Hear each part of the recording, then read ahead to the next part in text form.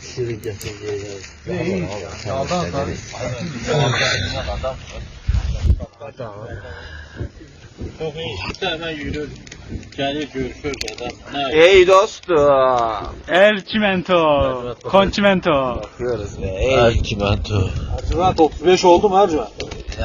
Bir ağzına. Ay. O yanına. Biraz çevre ya. Ne güzel kamera. Bu şeylerin güzeldi. S22, S23'te güzel. Yani. Ben sana bundan dedim, sen yok dedin. Samsung değil mi? He. Biraz daha biraz geldi. İstersen ama. Hele o S24'te falan var, ultralar. Biz bu zamanda alıyız. Ne diyor? Aha da iPhone. Benim iPhone yazık bu da. Ne? iPhone yazık elədik satdı. Aldı nedir abi? Bir ufak damlayıp geçmedin Ercüment.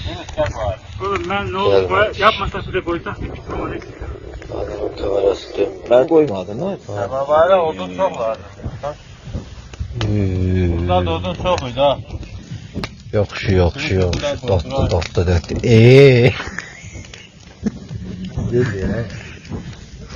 Yakında? Ha. Bak ben. Bir dur, bir donumuz açılsın sen Allah, bir dur ya. Ona koyayım, sabah belimizi kıracaktır. Sabah akşam mı değil? Tatlı. Bayram Cüneyt, Ercüment Serhat ben. Aslan diyor oradan parlament alabilir miyim? Aslanım, oradan bir kısa parlament verirmişsin. İki adam aslanım. Baktım. Selahattin'den bizim Erman Ercüment'i şeye kısa alıyorlar. Ele mi bir yahut onlar? He onda da Hayır ben de geldim bilmek ne olur?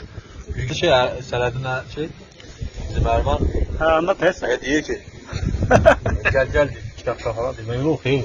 Ya baktım 2 o iş biliyor muyum? Sonra Selahattin'den Ercüment.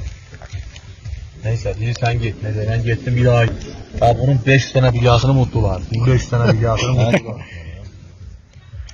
Lazır Ercüment, ha Ercüment. Şimdi de bir tatmış yapıyoruz bize. Yine mi oynuyoruz?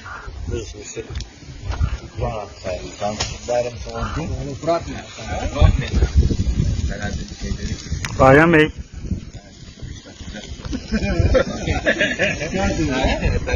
Oynuyoruz ya. Biz kardeşler var zaten. Bak bunu tutacağım. Onları diyeyim bakalım. Bu hala şey. Neyse. Son bisikletlerden bu.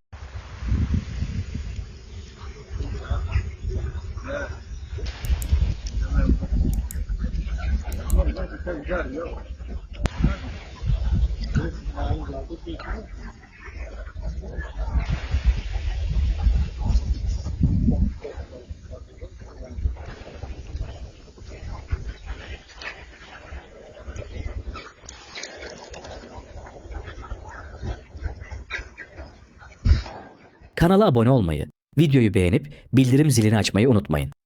İzlediğiniz için teşekkürler. Sonraki videolarda görüşmek üzere.